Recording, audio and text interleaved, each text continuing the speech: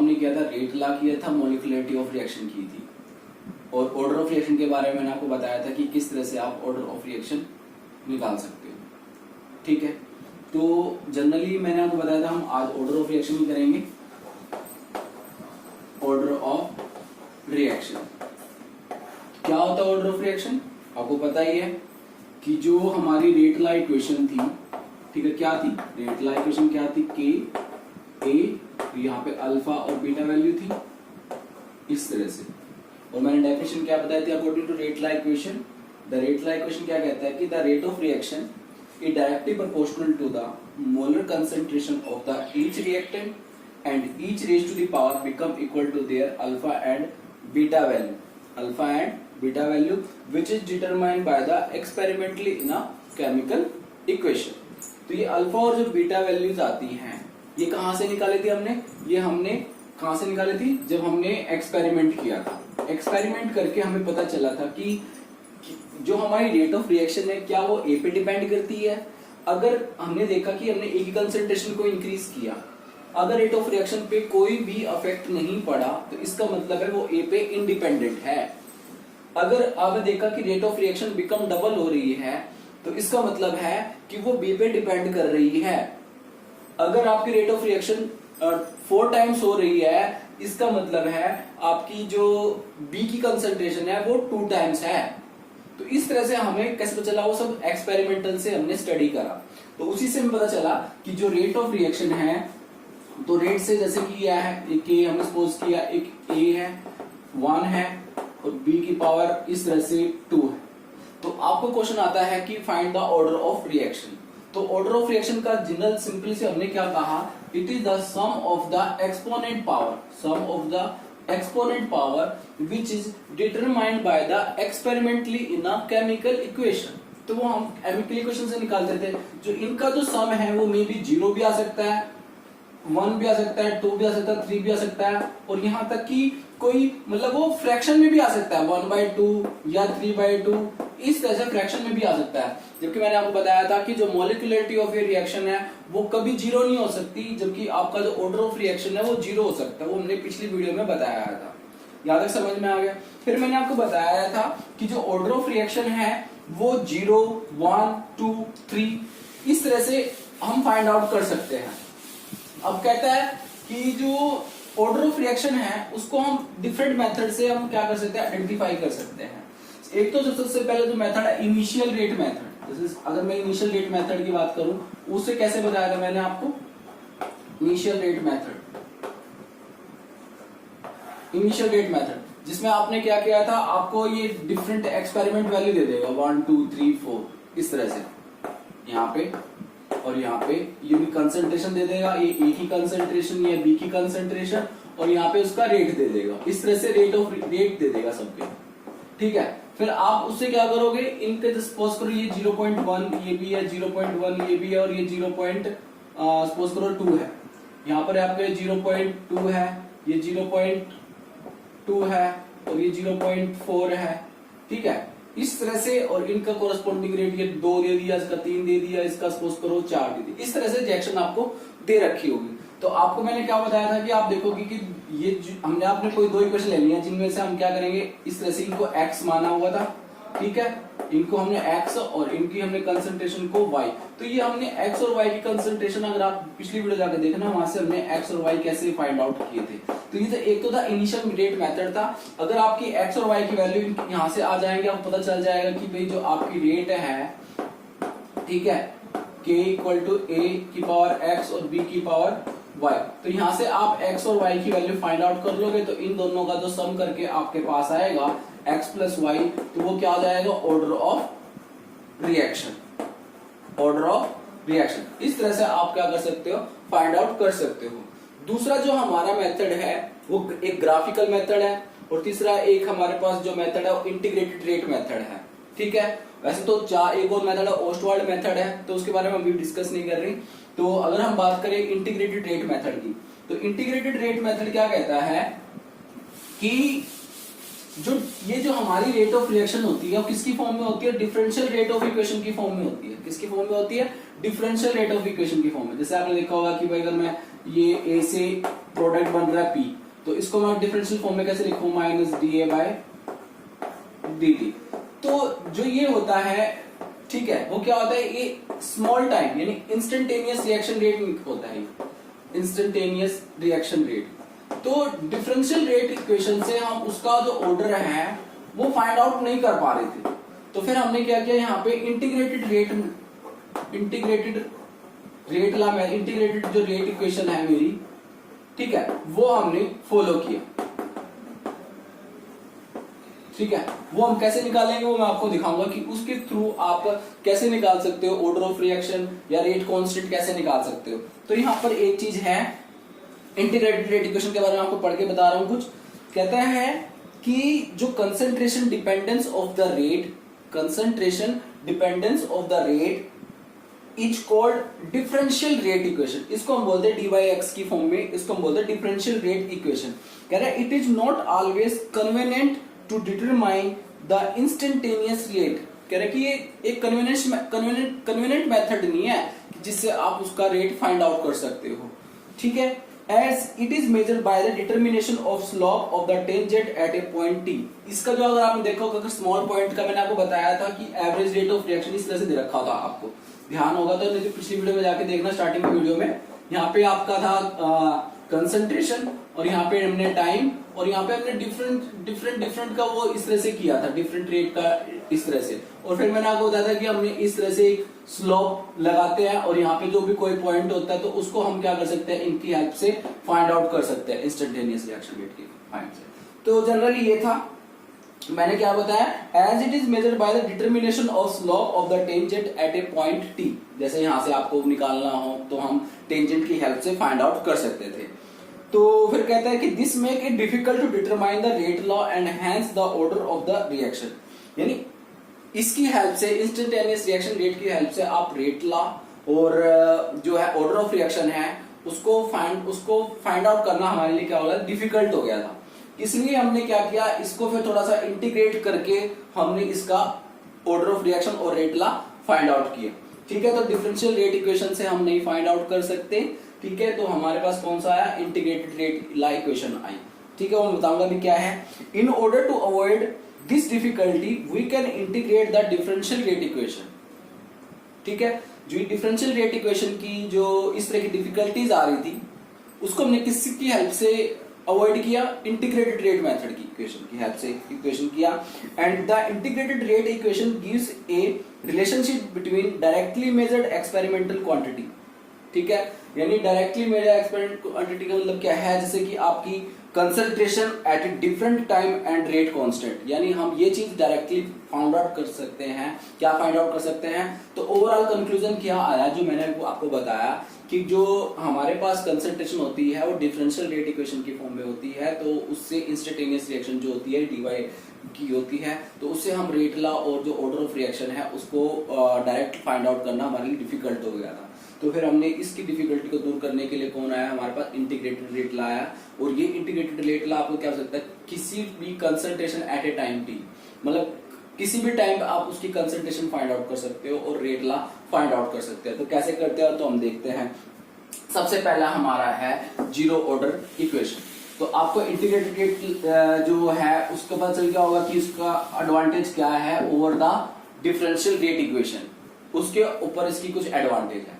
ठीक है, तो सबसे पहला हम करते हैं zero order reaction. Zero order का मतलब आप समझते ही होंगे क्या है, जैसे ये दे दिया हमें रिएक्टेंट से क्या बन रहा है, प्रोडक्ट बन रहा है। क्लियर, तो अगर हमारे में पूछूं इसकी रेट क्या होगी, तो रेट इक्वल टू के किस पे, ये ए। अब ये जीरो ऑर्डर रिएक्शन है तो ये जीरो यहां होगा, तभी तो हमारा जो ऑर्डर ऑफ रिएक्शन कितना आएगा, जीरो आएगा। इसका मतलब है मेरी जो रेट है वो जो रेट ऑफ रिएक्शन है ए पे क्या है, इंडिपेंडेंट है। जीरो ऑर्डर का मतलब यही है कि जो rate of reaction is independent on the any one concentration of the reactant. अगर जीरो ऑर्डर है तो किसी पे डिपेंड नहीं करेगी। फिलहाल तो मैंने एक ही लिया है रिएक्टेंट यहाँ पे। इसके बाद जो रेट क्या होता है, रेट तो आपको पता ही है, डिफरेंशियल की फॉर्म में D A by by D T लिखते हैं हम। ठीक है, अब इस पे तो डिपेंड नहीं कर रहा, तो एक ही पावर जीरो तो हम क्या मान लेते हैं, 1 मान लेते हैं, तो हमारे पास क्या आ गया, ये आ गया। आपको समझ में आ गया होगा। इसके बाद आप इसको कैसे लिख सकते हो, minus D A equal to में के डी टी, इस तरह से कर लिया हमने। अब हम क्या करते हैं, integrated on both side, integration हम क्या कर रहे हैं, अब हम ऑन बोथ साइड कर रहे हैं। बोथ साइड करो, इधर भी इंटीग्रेशन करो, इधर भी इंटीग्रेशन करो। तो जब आपने इसको तो आप ऐसे भी लिख सकते हो, ये वाला माइनस साइन साइन इधर भी आ सकता है ना, ऐसे भी कर सकते हो। एक मिनट, ये हो गया आपका डी ए, मैंने क्या माइनस के डी टी लिख दिया, कोई प्रॉब्लम नो।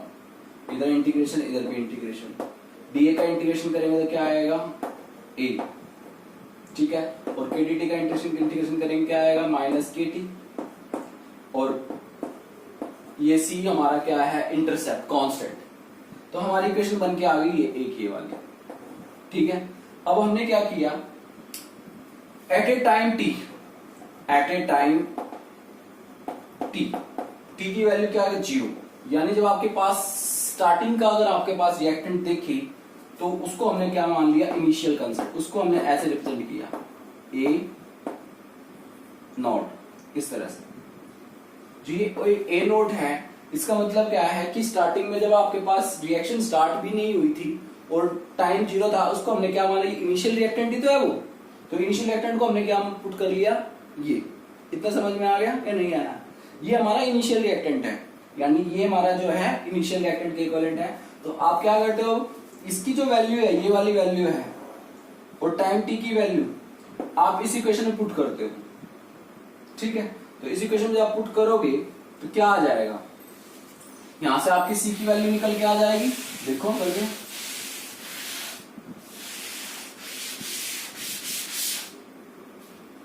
ये इक्वेशन थी, ए इक्वल टू में minus k t plus C था।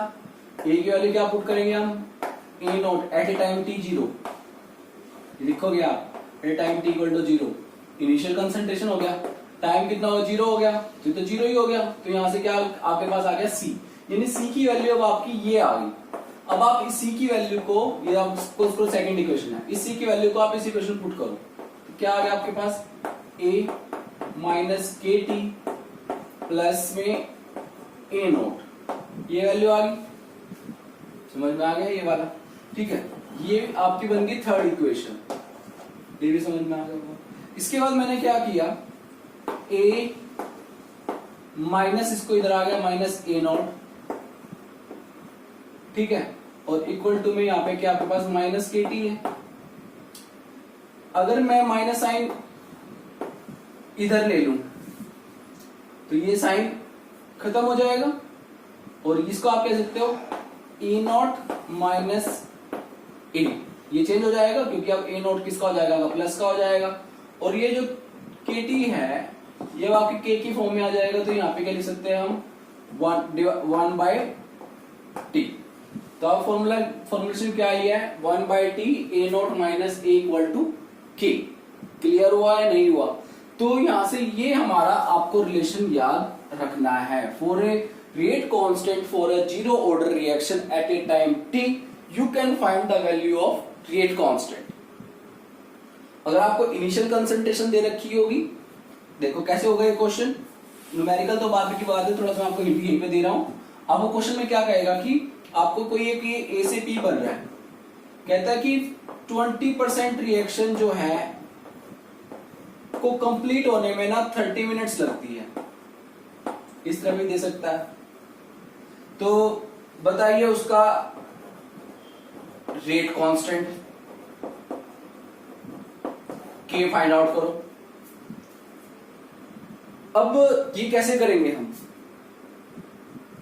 20% का मतलब क्या, इनिशियल कितनी थी आपके पास 100, और कितनी कंप्लीट जाती है 20%, रह कितनी जाती है 80। तो 80 क्या है आपकी, ये आफ्टर टाइम टी होता है, आफ्टर टाइम टी, जिसको हम इससे रिप्रेजेंट करते हैं। और ए नोट क्या होता है आपका, this is the initial concentration, और ए क्या होता है आफ्टर टाइम टी, आपके पास कितना रिएक्टेंट अभी लेफ्ट है।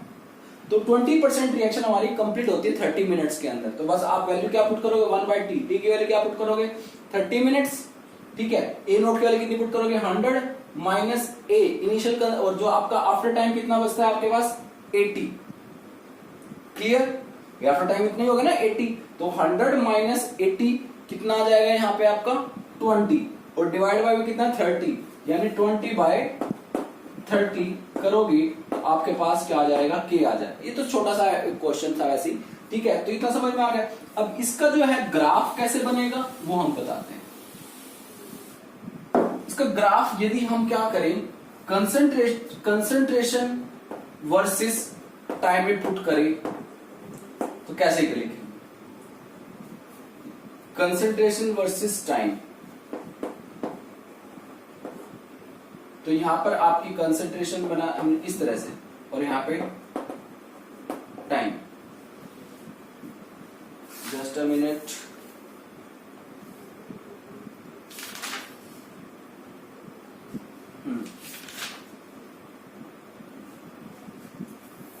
अगर यहाँ पे देखो कंसंट्रेशन लिखा होता है यहाँ पे, एक मिनट, यहाँ पे अगर मैं रेट ऑफ रिएक्शन लिख देता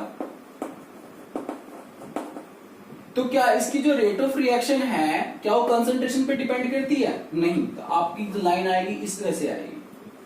कंसंट्रेशन आप बढ़ाते जाओ तो रेट ऑफ रिएक्शन पे कोई भी फर्क नहीं पड़ेगा, ठीक है। ये कंसंट्रेशन, ये तो सॉरी इधर बनाना पड़ेगा, ऐसे नहीं, यहां पर आप बनाओ रेट ऑफ रिएक्शन और ये आपकी होगी कंसंट्रेशन, क्योंकि कंसंट्रेशन बढ़ाते चले जाओगे, रेट ऑफ रिएक्शन क्या कर रही है, ऐसे स्ट्रेट लाइन दे रही है, इसका मतलब तो ये क्लियर है। एक दूसरा ग्राफ बनाते हैं हम कंसंट्रेशन वर्सेस टाइम में, देखते हैं। ये था आपका जो ग्राफ था concentration versus rate of reaction for a zero order. तो जीरो ऑर्डर के अकॉर्डिंग जो रेट ऑफ रिएक्शन है वो क्या करती है, इंडिपेंडेंट होती है।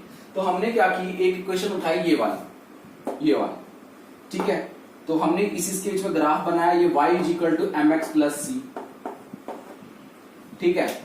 कंसंट्रेशन कितनी है आपकी, ये y एक्सिस पे a है, टाइम ये आ गया, और तो आपकी ये आपका स्लोप नेगेटिव माइनस के, और ये आपका इंटरसेप्ट कितना है, ये a0। स्लोप कभी भी नेगेटिव होगा तो नीचे से आएगा, स्लोप ऊपर पॉजिटिव होगा तो ऊपर की तरफ आएगा। तो ये आपका कंसंट्रेशन, ये कंसंट्रेशन हो गया, ये वर्सेस टाइम हो गया, इस इक्वेशन से आया, ध्यान रखना this equation y is equal to M X plus C, ये y हो गया, ये टाइम मेरा इधर आ गया x एक्सिस पे, और जो ये m क्या होता है, स्लोप होता है, स्लोप हमारा ये आ गया, तो दिस इज स्लोप, ठीक है। और ये c क्या मेरा, ये इंटरसेप्ट है। तो इतना समझ में आ गया, ठीक है। इसके बाद जो है, अगर हम इसका जीरो ऑर्डर, एक जीरो ऑर्डर का तो निकाल दिया, जीरो हाफ लाइफ पीरियड, क्या करना है अब हमें इसका हाफ लाइफ पीरियड। ग्राफ आपको समझ में आ गया है,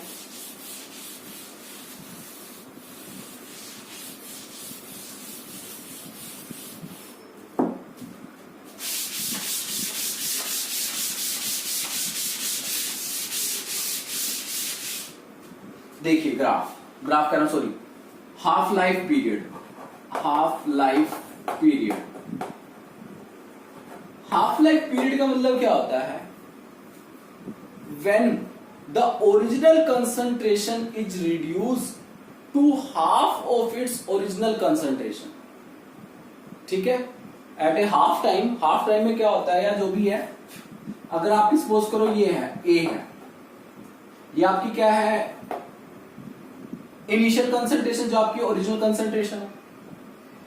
अगर ये क्या हो जाए, आपकी हाफ हो जाए, इस तरह से, और ये क्या हो जाएगा एट ए टाइम टी, और टाइम जितना टाइम इसने लिया है किसका, ओरिजिनल कंसंट्रेशन का हाफ होने में, तो उसको हम बोलते हैं हाफ लाइफ पीरियड। दोबारा बोलता हूं, अगर आपकी ये ओरिजिनल रिएक्शन है A0 से आपका प्रोडक्ट बन रहा है P, तो इसको हाफ होने में जितना टाइम लगता है वो उसका क्या होता है, हाफ लाइफ पीरियड होता है। क्या होता है, हाफ लाइफ पीरियड। तो मैं कैसे बोल रहा हूं इसको, when the original concentration is reduce हो रही है, when the original concentration is reduce to half of its original concentration is known as a half life period. Clear हुआ? अब ये हाफ लाइफ पीरियड कैसे निकालेंगे, अगर आपको पहले वाला फॉर्मूला था, क्या याद है वो क्या था फॉर्मूला वो, K is equal to 1/T A naught minus A, ये था ना, ये आपका फॉर्मूला था। अब कहते हैं जब आप टाइम t हाफ हो जाता है, टाइम मतलब हाफ हो गया, ठीक है, तो ये जो आफ्टर टाइम t आ रहा है वो कितना हो गया, ओरिजिनल कंसंट्रेशन का हाफ हो गया। मैंने क्या किया, सिंपल सी बताता हूं मैं, t की वैल्यू मैंने t हाफ पुट कर दी और a की वैल्यू मैंने कितनी पुट कर दी, a नॉट बाय 2। ये तो समझ में आ गया होगा, a नॉट बाय 2 क्यों किया, क्योंकि अब मैं क्या कर रहा हूँ, हाफ लाइफ पीरियड लगा रहा हूँ। तो यहां से अगर आप टाइम t हाफ निकालना चाहोगे तो आपको rate constant for zero order पता होना चाहिए, ठीक है। तो इसको जब आप सॉल्व करोगे तो यहाँ कितना बचेगा, a नॉट बचेगा, कितना बचेगा, a not 1/T a 1/1/1/1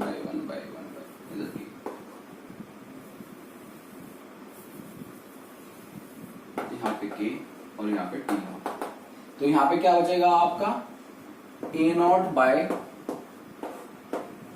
2k। बताइए समझ में आया नहीं आया। अगर आप 1 में से हाफ घटाओ कितना बचेगा, हाफ ही तो बचेगा, तो a नॉट बाय 2k। इससे क्या पता चल रहा है, एक चीज और ध्यान रखना कि जो t हाफ है, हाफ लाइफ पीरियड जो है वो क्या कर रहा है, आपका इनिशियल कंसंट्रेशन पर क्या कर रहा है, डिपेंड कर रहा है। जब आपको फर्स्ट ऑर्डर कराऊंगा, उसका हाफ लाइफ कराऊंगा, तो वो आएगा independent on the initial concentration of the reactant, वो उस पर कोई डिपेंड नहीं करेगा। तो यहाँ पर तो ये डिपेंड कर रहा है आपका टी हाफ लाइफ पीरियड, जबकि जब मैं फर्स्ट ऑर्डर कराऊंगा तो वो डिपेंड नहीं करेगा। तो हमने क्या किया, हमने दो फॉर्मूले कर लिए हैं। फर्स्ट फॉर्मूला क्या था, k इज इक्वल टू में बोलो 1/T, ये फॉर्मूला आपको डन होने चाहिए, a naught minus a, first formula. Second formula क्या है, t half is equal to a naught by में 2k, ये पता होना चाहिए, ये पता होना चाहिए। तीसरा आपको ग्राफ पता होना चाहिए, किस किस के बीच में था वो, ये था आपका y एक x axis, y is equal to mx plus c था ना, तो यहाँ पे क्या था, माइनस kt था, और यहाँ पे आपका a नोट था, इस तरह से था।